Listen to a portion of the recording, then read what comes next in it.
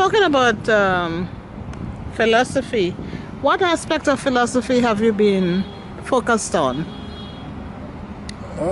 Initially, I specialized in epistemology as a matter of choice because I felt that epistemology would have allowed me to study all the Western traditions, including metaphysics, and be grounded in logic. My specialization was in skepticism. My MA dissertation was on skepticism as a methodological principle, as a principle of reasoning. And in the PhD now, I now concentrated on skepticism and empirical knowledge. It then gave me the foundation to do what I really wanted to do, which I consider to be now dealing with African traditions, African philosophical traditions, and that was, what I've been doing since then, which as the first book that I wrote was Beauty and Culture, is to take aesthetics beyond the plastic, the plasticity of Western aesthetic traditions, which usually look at art as something to be displayed as. I believe you did something on law as well. Yeah, that's a recent book. That's a recent book that came out in 2016, where I was looking at the general problems relating to the rule of law and governance in many African societies. And I thought that if we visit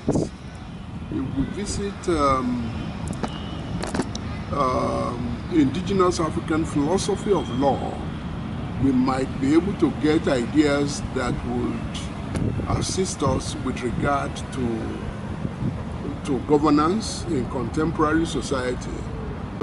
To use epistemology as an inroad into various aspects of African and intellectual heritage. Interesting. But that brings me, of course, to one of our luminaries, activists, musicians, composer, Fela Kuti. What do you think of his contributions? Fela, originally named Ransom Kuti, who changed his own name to Anikulapo, was more or less a revolutionary. He was to have gone to UK to study medicine, but he got there and he went his own way into music, because his music was more or less like the conscience. He saw himself, like the conscience of the society, and his music was a way of, interrogating things that were taking place within society. So when I was informed that the second international conference on Fela Kuti was taking place and I was invited to chair it, I was only too happy to accept, because I felt that it fitted very strongly into my efforts in aesthetics. There is a section in my Beauty and Culture, which incidentally has been republished under the title Black Aesthetics by Africa World Press. There's a section there where I deal with the music, or the power of the spoken word, of the lyrics of music, to convey messages, to motivate people, to serve as a sanitizing agent. Yeah, so the question of transatlantic collaboration in the context of the Caribbean and Nigeria. Yes, that's a very important issue.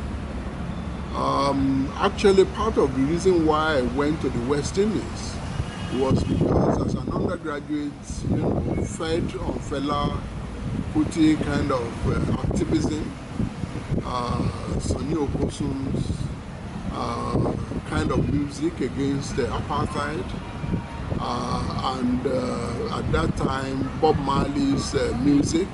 I had a complete collection of Bob Marley's music before I left because I was an avid fan of Bob Marley. That was part of the motivation, to be familiar with the diaspora. So I've always been trying to find ways, okay, of building bridges which can then lead to a new kind of interrogation, a new kind of understanding, a new kind of cooperation, a new kind of collaboration. The diasporas of China, the diaspora of Japan, the diaspora of India, they are a very fundamental part of the development of India, China, Japan. It's only in the case of Africa where the only thing people think about is remittances. And therefore, the kinds of energies, the kinds of technologies, the kinds of knowledge that should be shared are usually not shared. So, in 2011, 2012, a group of us were meeting in Brooklyn, okay, with a way of finding ways of building this kind of bridges, and we came up with Global African Institute for African Knowledge Systems, okay. But we met in Jamaica a number of times. People came from Canada, they came from Europe, they came from the US for those meetings.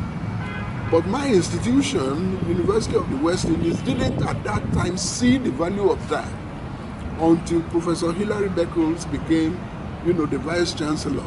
And because he himself had started out from philosophy, before he went into history, he had a vision, okay? And part of his networking was what brought about this relationship with the University of Johannesburg and the University of Lagos.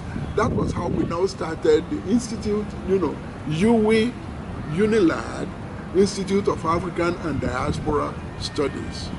But I still see that there is a kind of reluctance, okay, a reluctance, in crossing that bridge and making it a solid one. So, just before the end of last year, it came to my mind that one way we could begin doing this thing again is to revisit Paget Henry's Caliban's reason, okay? Because Caliban's reason, with all its problems, with all its difficulties, constituted a watershed, okay, in a way of understanding the Caribbean intellectual heritage, situated within the context of African intellectual traditions. So, I networked with Paget Henry himself, Louis Gordon, Charles Mills. I requested if it was possible for us to mark 20 years of Caliban's reason, okay? I personally, I wasn't too happy about the number of things in Caliban's reason, and I tried to make it, clear in ways that are possible. But I believe that beyond personal discomfort, we need to generate a critical mass to begin the kinds of dialogue that is going to take us to the future. So, what do you see then, as we come to the end of this interview, as the way forward?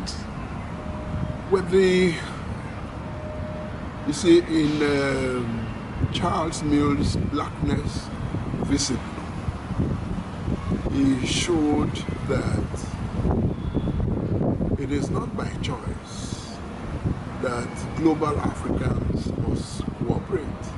It's a necessity. And the Yoruba people have a proverb. When you take a single broomstick, it's very easy to break. But when you take the broom, the bunch of the broom, and you try to bend it, there's no way you break it. You need to look